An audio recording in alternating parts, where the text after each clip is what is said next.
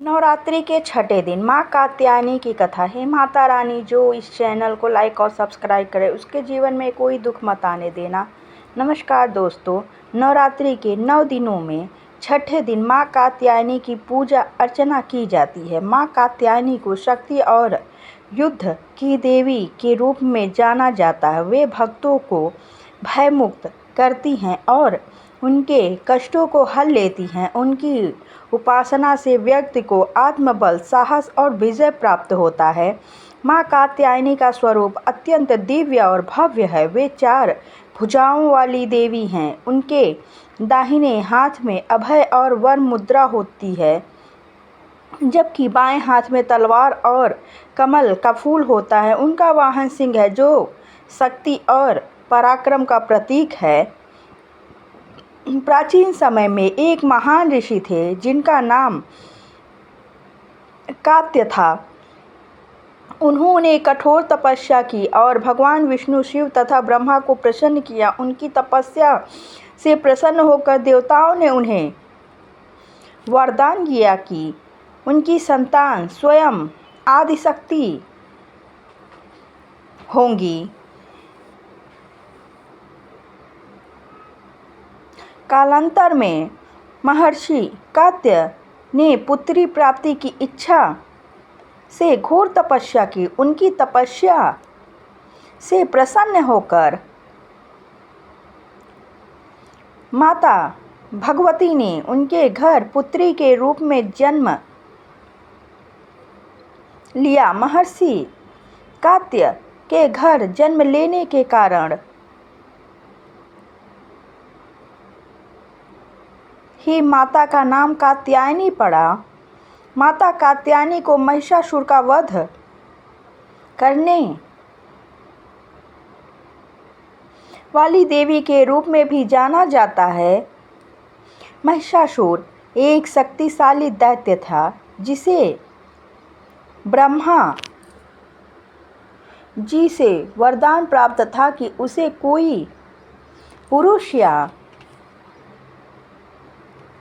देवता नहीं मार सकता। वरदान पाकर वह अहंकारी हो गया और तीनों लोकों पर अत्याचार करने लगा। देवताओं ने भगवान शिव, विष्णु और ब्रह्मा से सहायता मांगी। तीनों देवताओं की शक्ति से एक दिव्य तेज उत्पन्न हुआ, जिसे देवी कात्यायनी प्रकट हुई। माँ कात्यायनी ने सिंह पर सवार होकर महिषासुर के साथ भयंकर युद्ध किया। युद्ध के दौरान जब महिषासुर अपनी मायावी शक्ति का प्रयोग करने लगा, तब देवी ने उसे पहचान लिया और अंत में अपने त्रिशूल से उसका वध कर दिया। महिषासुर का अंत होते ही देवताओं ने माँ कात्यायनी की स्तुति की और उन्हें विजयश्री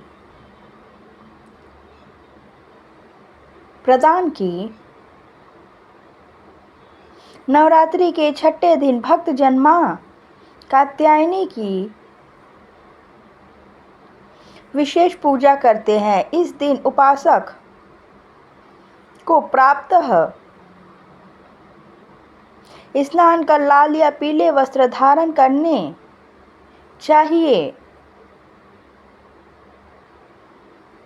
फिर माँ कात्यायनी की प्रतिमा को गंगा जल से शुद्ध करके पूजा स्थान पर स्थापित करना चाहिए। लाल फूल, विशेषकर गुड़हल या कमल, धूप और दीप, चंदन और रोली, दूध, शहद, दही, घी और चीनी पंचामृत के लिए नैवेद्य हलवा, फल और मिष्ठान, नारियल और सुपारी। पूजा विधि। सर्वप्रथम गणपति वंदना करें। माँ कात्यायनी की प्रतिमा पर रोली, चंदन और लाल फूल चढ़ाएं। धूप और दीप जलाकर माँ का ध्यान करें। पंचामृत से माँ का अभिषेक करें और उन्हें नैवेद्य अर्पित करें। माँ कात्यायनी के मंत्र का जाप करें।